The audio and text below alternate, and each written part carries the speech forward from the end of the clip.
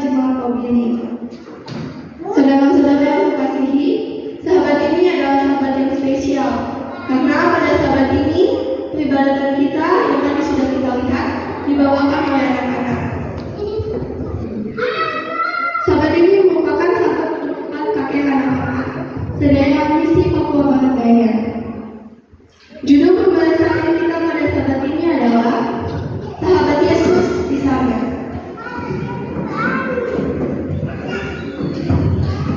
Saudara-saudara, siapakah sahabat Yesus di sana? Sahabat Yesus di sana, dia adalah orang-orang yang berada di surga nanti atau orang-orang yang akan diselamatkan.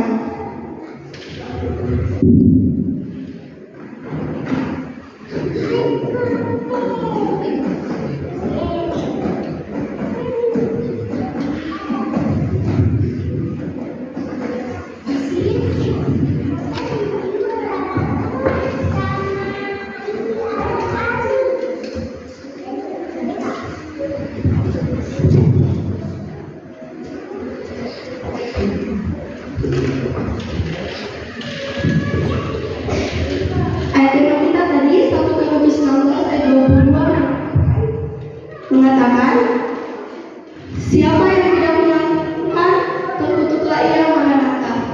Maranatha artinya apa, saudara-saudara? Maranatha artinya Tuhan datang. Istilah Maranatha dijadikan sapaan salam di kalangan orang Kristen mula-mula. Dengan ucapan salam ini, mereka meyakini 3 hal.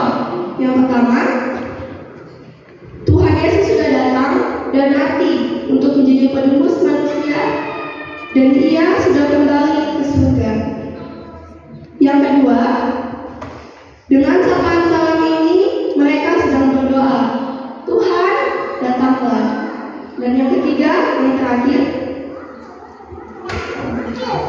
dengan ucapan salam ini, mereka yakin bahwa Tuhan Yesus sedang datang, dalam arti bahwa peristiwa itu sudah dekat.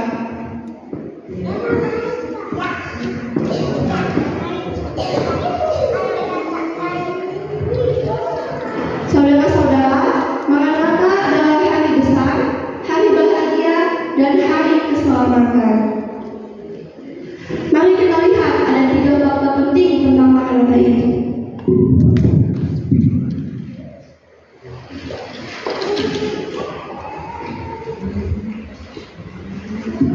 Fakta yang pertama, Alkitab menginformasikan bahwa Maranatha adalah hari yang dijanjikan Tuhan. Yohanes 14 ayat 1 sampai 3 mengatakan, kita baca bersama-sama. Janganlah gelisah hatimu, percayalah kepada Allah, percayalah juga kepadaku. Di rumah Bapakku banyak tempat tinggal. Jika tidak demikian, tentu aku mengatakannya kepadamu, sebab aku pergi ke situ untuk menyediakan tempat bagimu. Dan apabila aku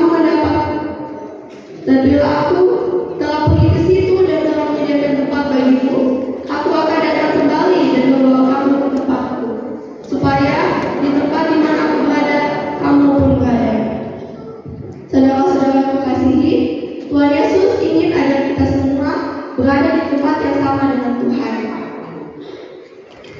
Janji Allah itu pasti, saudara-saudara, bahwa Ia akan datang kembali. Bapak, Ibu, dan teman-teman, janji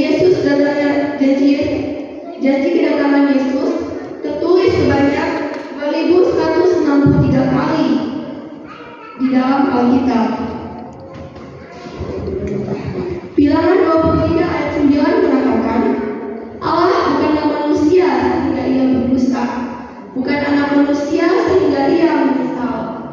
Masakah Dia berfirman dan tidak melakukannya, atau berbicara tetapi tidak menepatinya?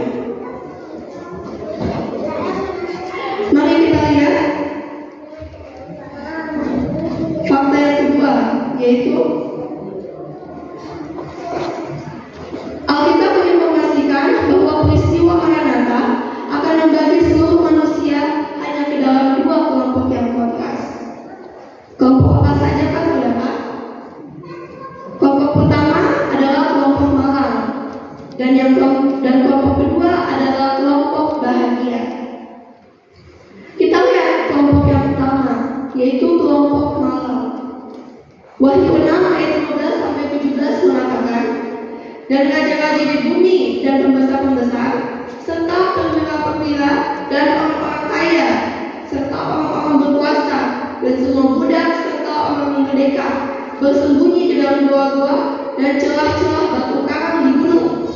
Dan mereka berkata kepada gunung-gunung dan kepada batu-batu karang itu, runtuhlah menimpa kami, dan sembunyikanlah kami terhadap Dia yang duduk di atas tahta dan terhadap muka anak domba itu. Sebab sudah tiba hari besar muka mereka, dan siapakah yang dapat bertahan? Kita lihat kelompok yang marah ini, atau orang yang tidak setia.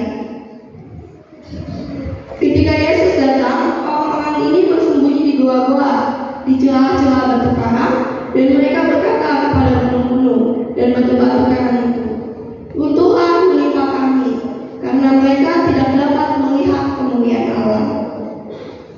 Kita lihat kelompok yang kedua, yaitu terdapat di Yesaya 25 ayat 9. Pada waktu itu orang akan berkata, sesungguhnya inilah Allah kita yang kita nanti-nantikan, supaya kita diselamatkan. Inilah Tuhan yang kita nanti-nantikan. Marilah kita bersorak-sorak dan bersukacita oleh karena keselamatan yang diadakan. Mereka akan berkata, inilah Allah kita yang kita nanti-nantikan. Mari kita bersorak-sorak dan bersukacita karena kita diselamatkan.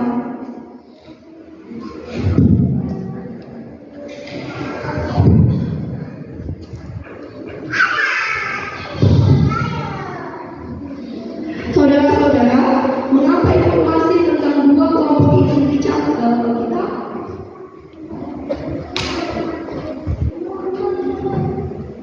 Jawabannya dari Yesaya 33 ayat 11 dan 1 Timotius 2 ayat 4. Karena Allah tidak menghendaki kebinasaan seseorang, Ia menghendaki keselamatan semua orang. Tuhan Yesus selalu menghendaki keselamatan kita semua. Ia tidak ingin kita semua tidak diselamatkan. Oleh sebab itu, saudara-saudara, setialah kepada Tuhan supaya kita dapat berkumpul bersama-sama di surga. Oleh sebab itu, Tuhan memberikan pilihan kepada kita. Ulangan 30 ayat 19 mengatakan, Aku memanggil langit dan bumi menjadi saksi terhadap kamu pada hari ini. Kepadamu kuperhadapkan kehidupan dan kematian, berkat dan kutuk. Pilihlah kehidupan supaya engkau hidup, baik engkau maupun keturunanmu. Fakta yang ketiga atau fakta yang terakhir, Maranatha adalah hari depan penuh kejutan. Matius 24 ayat 27 sampai 31 mengatakan, sebab sama seperti kilat memancar dari sebelah timur dan mengangkatkan cahayanya sampai ke barat, demikian pula telah kedatangan Anak Manusia. Pada waktu itu akan tampak tanda Anak Manusia di langit, dan semua bangsa di bumi akan berkata, dan mereka akan melihat Anak Manusia itu datang di atas awan-awan di langit dengan segala kekuasaan dan kemuliaannya.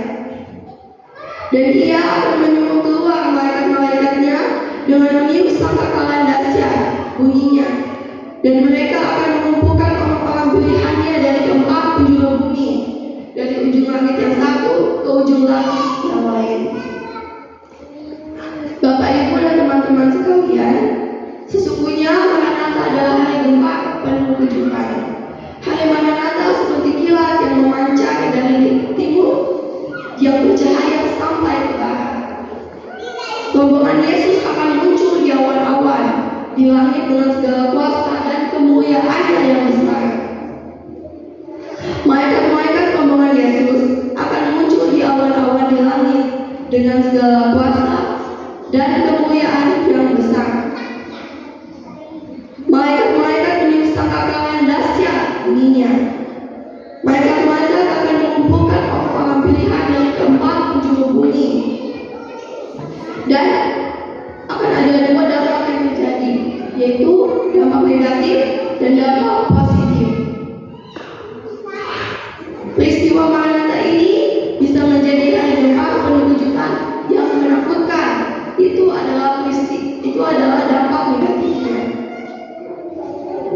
dampak positifnya, peristiwa ini bisa menjadi hari depan penuh kejutan yang menggembirakan. Saudara-saudara, Maranatha adalah hari depan, hari besar, hari bahagia, dan hari keselamatan. Fakta ketiga atau fakta yang terakhir mengatakan Allah menginformasikan bahwa Maranatha adalah hari yang dijanjikan Tuhan. Alkitab menginformasikan bahwa peristiwa Maranatha akan membagi manusia hanya ke dalam dua kelompok yang fokus, yaitu yang tadi sudah saya sebutkan. Kelompok pertama adalah kelompok yang malang, dan kelompok yang kedua adalah kelompok bahagia. Maranatha adalah hari depan penuh kejutan, saudara-saudara. Ulangan 30 ayat 19 mengatakan, Aku memanggil langit dan bumi menjadi saksi terhadap kamu pada hari ini. Kepadamu kuperhadapkan kehidupan dan kematian, berkat dan kutuk. Pilihlah kehidupan supaya kau hidup, baik engkau maupun keturunanmu. Saudara-saudara, siapa yang rindu berkumpul bersama Tuhan di surga? Tolong angkat tangan. Terima kasih.